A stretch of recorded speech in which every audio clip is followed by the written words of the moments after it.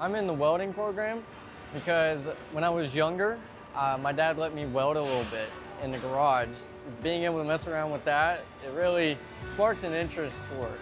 I did not originally think I was going to be in this program, but then I decided to come into this program and I absolutely love it. Our main goal is to get these students ready for the workforce.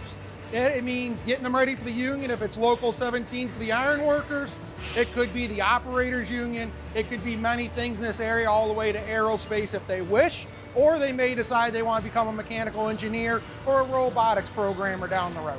It has definitely taught me and showed me what I want to continue as my career.